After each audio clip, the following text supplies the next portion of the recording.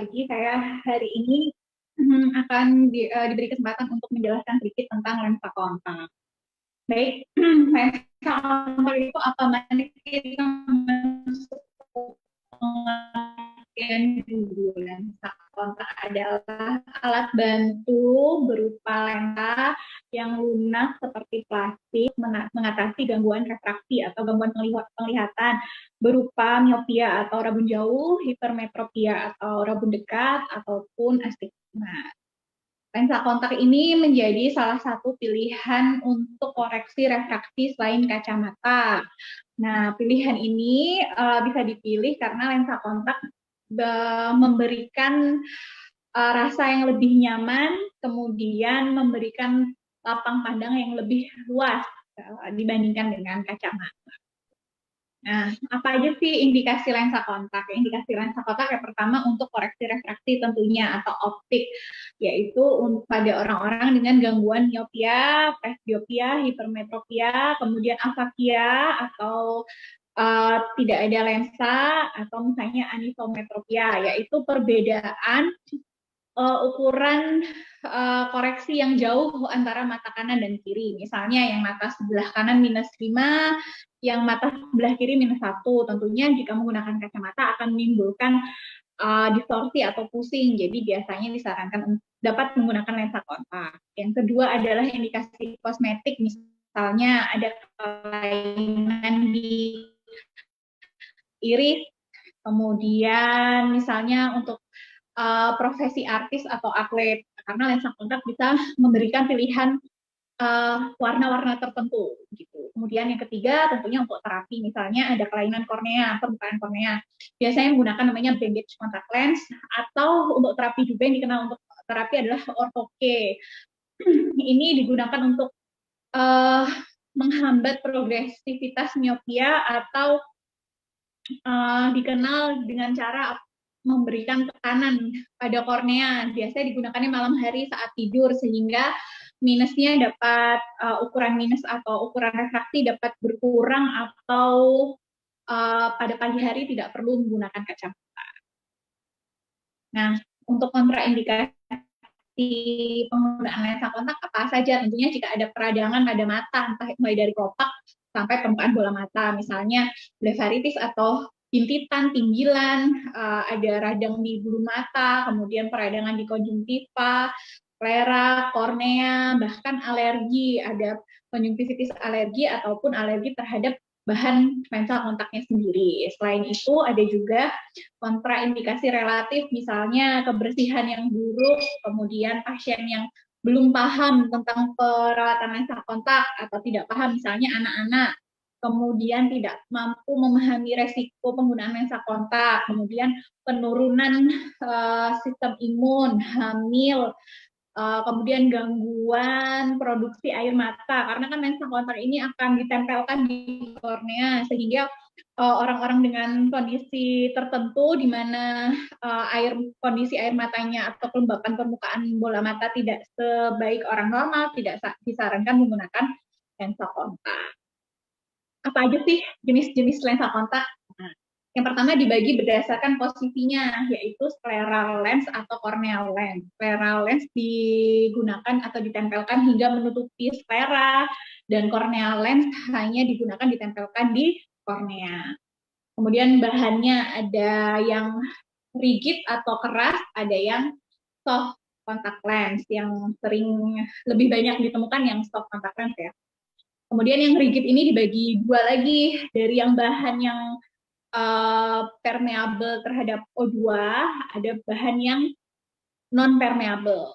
Kemudian berdasarkan waktu penggunaan, ada yang daily, yaitu harus dilepas malam, disimpan, digunakan lagi paginya. Kemudian ada yang extended, ini yang modifikasi ya, jadi sudah dimodifikasi sehingga bisa digunakan sampai 6-7 hari tanpa dilepas. Kemudian jadi bisa digunakan tidur juga. Kemudian ada yang disposable, yaitu sekali pakai terus dibuang.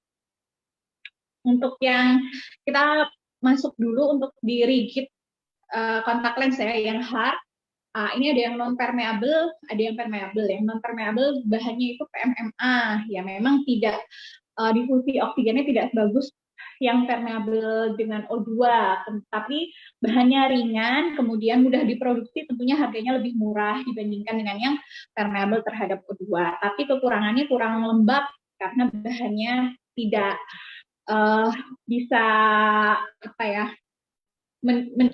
menerima atau mendifusi oksigen dengan baik ke kornea. Kan kita tahu kornea itu mengambil oksigen langsung dari udara. Kemudian akan menyebabkan erosi pada kornea karena tadi hubungannya dengan oksigen, difusi oksigen ke kornea. Kemudian ada yang permeable, lensa permeable atau dikenal dengan RGP ya, rigid gas permeable lens.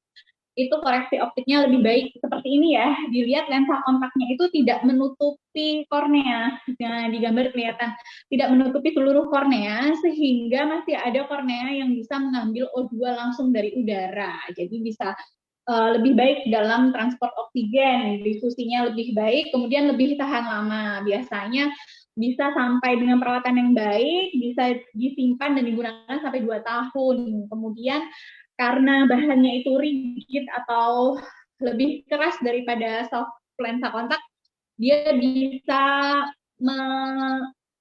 kerasnya ini bisa digunakan untuk mengkoreksi kondisi kornea yang tidak rata atau kondisi astigmat. Tapi kekurangannya memang kurang fleksibel dan kemudian pas langsung bisa beradaptasi dengan baik. Kemudian memang harganya lebih mahal dan memerlukan fitting untuk penggunaannya. Jadi tidak dijual bebas, harus fitting dulu dan pasang dulu. Nah, ini yang paling sering dan lumayan bebas diperdagangkan ya, yaitu soft lensa kontak. Nah, ini saya pasang 2 gambarnya bersebelahan, jadi bisa terlihat kalau yang RGP atau rigid itu dia tidak menutupi semua kornea, tapi lensa kontak menutupi seluruh kornea, sehingga oksigennya tidak lebih baik difusinya dibandingkan dengan yang RGP. Namun, soft lensa kontak ini bagaimanapun lebih lunak, fleksibel, bisa langsung nyaman digunakan, toleransinya lebih baik pada orang-orang yang belum pernah menggunakan lensa kontak. Biasanya lensa kontak yang lunak ini tersedia dalam berbagai jenis warna dan motif untuk estetik ya. Tapi karena dia lunak, jadi dia mudah sobek. Kemudian masa penggunaannya pendek. Ada yang harian, bulanan, biasanya paling lama sekitar 2-3 bulan. Kalau RGP tadi bisa sampai 2 tahun sekali beli. Kemudian karena tadi dia menutupi seluruh kornea sehingga akan meningkatkan resiko infeksi, dan karena dia sifatnya lunak tidak bisa mengkoreksi kondisi astigmat atau silinder.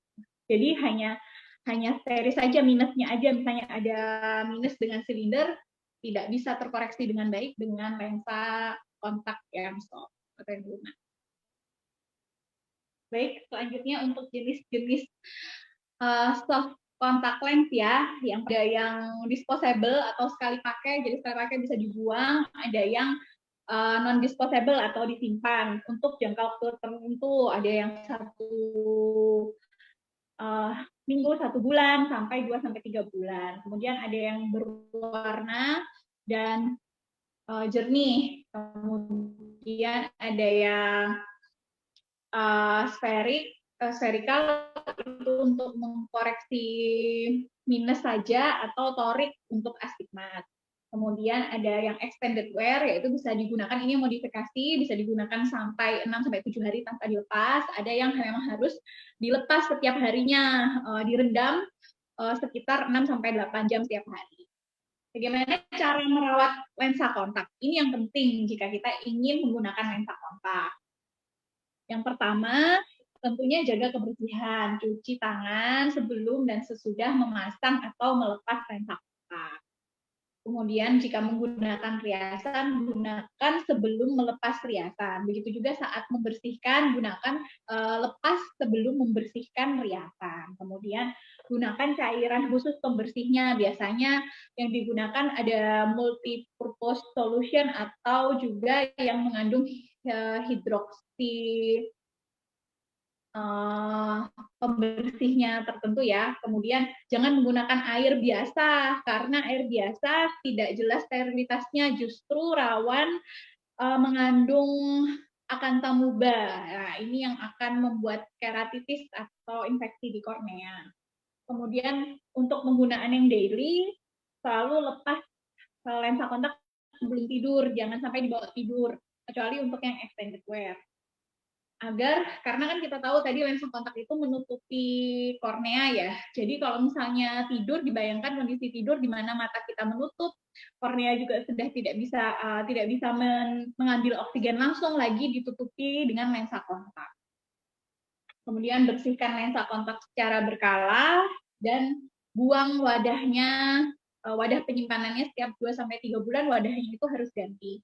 Air lensa kontaknya juga harus ganti setiap hari. Air lensa kontak itu digunakan hanya 1 kali sehari untuk perendaman sekitar 4-6 jam.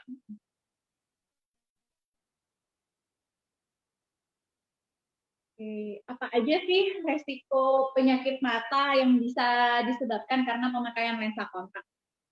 Ini macam-macam ya, mulai dari mata kering, karena kan dia ada itu tadi menutupi kornea sehingga kornea lebih kering ya, tidak mendapat obat secara langsung. Kemudian karena mata yang kering akan rentan terhadap infeksi sehingga bisa muncul konjungtivitis atau juga keratitis. Nah, keratitis ini selanjutnya akan menimbulkan erosi atau luka pada kornea. Bisa kita lihat ini yang digambar ada hijau-hijaunya, ini artinya ada luka karena itu cairan fluoresen yang mewarnai epitel. Epitelnya artinya ada defek, jadi terwarnai.